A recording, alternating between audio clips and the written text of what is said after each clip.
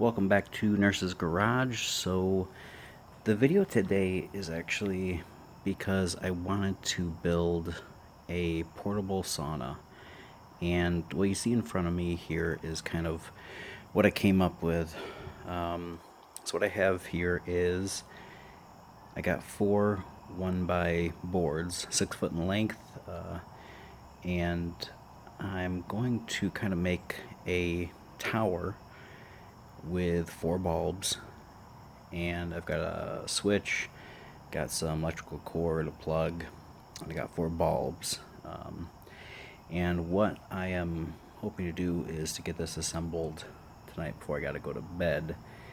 So this is going to be probably over the course of about 2 hours. So I'm going to see if I can do it in about 2 hours worth of work, which is going to be kind of broken up between me and getting my kids to bed. So kind of working around that. So the idea behind this is, I've been around saunas when I was a kid, really enjoyed them. Grew up and didn't really have access to it. Life got busy, and I don't really have the time to go anywhere to enjoy a sauna. I don't have the room that I want to take up for a really large model that you can just buy and then build in your house. So that kind of left me with wanting to have a small portable version. At first, what I did was I purchased one of those eBay Chinese portable cloth saunas, and they definitely crank out the heat, but they are very uncomfortable. And there's also the problem of the radiation. I got a little EMF detector, and there's kind of like a reason that you would suspect when you get out of those things you just feel awful. And it's not a sauna awful, it's like you feel mentally drained. And it's just, they just blast you with radiation. There's no coatings on anything to protect you from unnecessary levels of radiation. So the idea here is to get this going and see if it works. So I'll check back here once I've started a little bit of progress.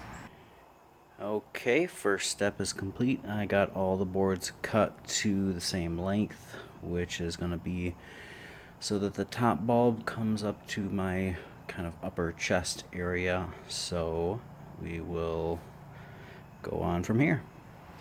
Okay, so I've got all 4 of my bulb receptacles marked out for where I want them. On my front facing piece of 1x, I'm going to use a reciprocating saw to cut out the squares where I'm going to be hooking up the electrical behind them. I know that is not ideal. You would use a box for each one, but if I burn myself down, that's my business. Thank you. Okay, checking back here, so I have to run in and get the kids in the bath and get them put to sleep here, but in the meantime, I've got the plug wired in to my actual cord, and I've got the wire started here, which I'll run up to the receptacles. Be back in a minute. Okie dokie. Kids are asleep and I am back. Now, whenever you're doing any sort of electrical work, I highly recommend that you go little by little at first, so you make sure that you're doing the right thing, so that you don't get too far along on your project and then realize that you're going, bass backwards. So here we've got the switch wired up, it's plugged in, heat lamps on, it's putting out great heat. The reason that you might notice up here that I actually have some different brands is I initially went to Home Depot where I picked up my wood here, and I bought the Philips brand of the R40 250 watt bulbs. They were close to $10 a bulb, and I had to go over to a local Menards hardware where they had an off-brand of the bulb, the 250 heat lamp, for $4. So they only had 3 of the Philips in stock at Home Depot, and I was hoping to get 4 in total, so I picked up this $4 bulb, and that's the one that I started off with, because if for some reason I wired something up different, I wanted to, blow out the bulb that is the cheapest. So, I double checked my work before I plugged everything in. It's working fine. As you can see, the cord that I have going into the wood right here, I tied a knot on the other end to prevent the cord from getting pulled through. So it's looking good. So now I can go ahead and continue to wire them up as I go along. And yeah, I'll check back in a little bit. So I am finally back here, and this is what I have got so far. So I gotta kind of try to maintain the camera, but here's getting in front of this. Camera's kind of getting a little bit too much glare, but basically I've got all the 4 heat lamps on. I've got a switch down at the base here where I've got my cord, so I can turn that on and off just with a toe. I can just kick it, tap it on or off. And then as far as the switch or lights, these are just wired in to the switch down there. Really basic wiring here. Things that I would do different so far, even because I haven't even assembled the box yet, is I would make this smaller. I picked up this piece here is a 1x8, and I got, I think it was 1x5s over here. Could have easily just done this with 4 1x5s, didn't need a 1x8. So if anybody was ever going to replicate this, yeah, you could just get 4 1x5s. I want to talk about the cost for a second, because the cost for each one of these boards, the cost is like $5. So you got $20 there. Each one of these light receptacles, these are the ceramics. The ceramics are only about $1.25. So, there's maybe $5 for those. The wire, I bought a roll of 25 feet for the wire, and that was, I don't even know what it was, $10 maybe. And the switch is like $1. The actual cord already wired up to plug it in, I think that was $10. And then each one of these bulbs. The top 3 are Philips. The bottom one is an off-brand. And honestly, if you look at them, there is no difference at all. It looks like they're made in the same factory with just a different sticker put onto the front of the bulb. So maybe that's what the case is. I'm not sure. But yeah, so the next step here, I'm going to turn this off, obviously have everything cool down, and then finish putting the box together. And obviously test it out.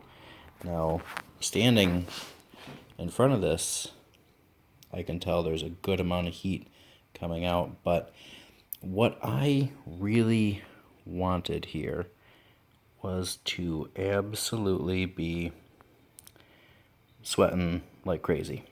And what is coming to be pretty obvious here is that that's never going to happen with a standalone unit. I've seen several of these standalone units happen, or be built, I'm sorry, where somebody will make it, they'll prop it up somewhere in a room, and they'll be like, yay, that's my sauna. You're getting heat energy and you're getting warmed up. That's great, but you're not going to be in a real sauna. What you need is to trap the heat in so that you sweat like a mofo. So what I'm probably going to do here is I am probably going to end up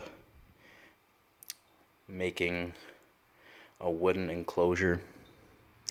And I think I could probably make a wooden enclosure that will fit me perfectly for standing in without being too close to this, but also warm up really nicely for under $100.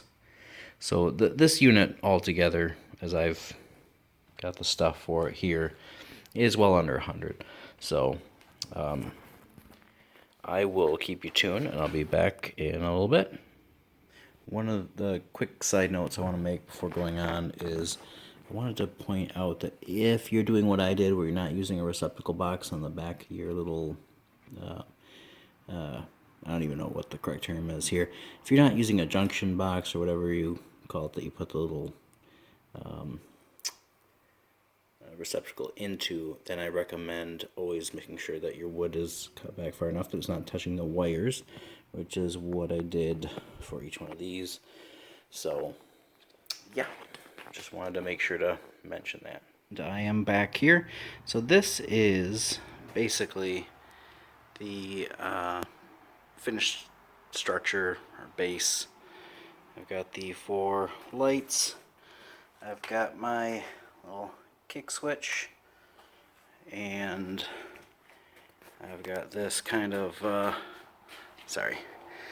it kind of just put together. Wasn't sure if I wanted to paint it or not, you know, with the heat and all. I don't know if it matters, but yeah, let me put the bulbs in and show you again with the bulbs on. Okay, back again, and now I've got the 4 bulbs in. Kind of sticks out a little ways. I know a lot of people kind of mount them flat, but then you've got all those wires exposed. Kind of looks ugly to me. So let's go ahead and turn it on and give it a shot. So yeah, there is the bulbs, and they generate quite a bit of heat already. So the idea here is that I'm not going to be just standing in front of this. I'm going to build a very small enclosure that I can stand up in and can kind of turn around like a little human rotisserie.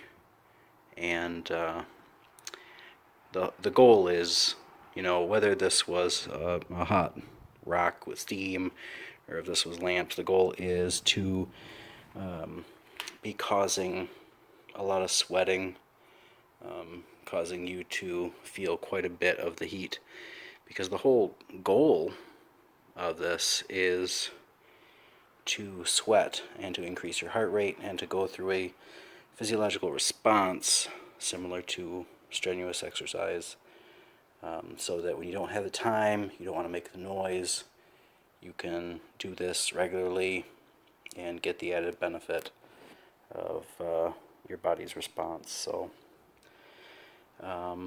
yeah, that's all I got right now. And so this is going to be part 1.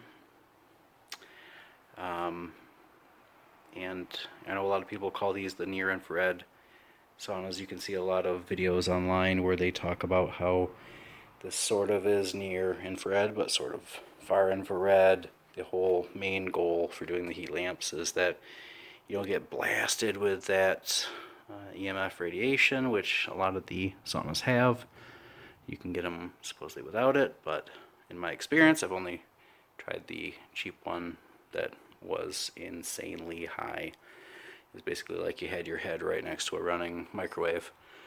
And after spending 25 minutes in that little sauna that I had, I mentally felt awful. I felt sick to my stomach, and not in a sauna way, but in a, like, I just don't feel good at all. So the goal here was to create a different way and a cheap way, because I just don't have the desire to take on the cost of a 2 or 4 grand sauna.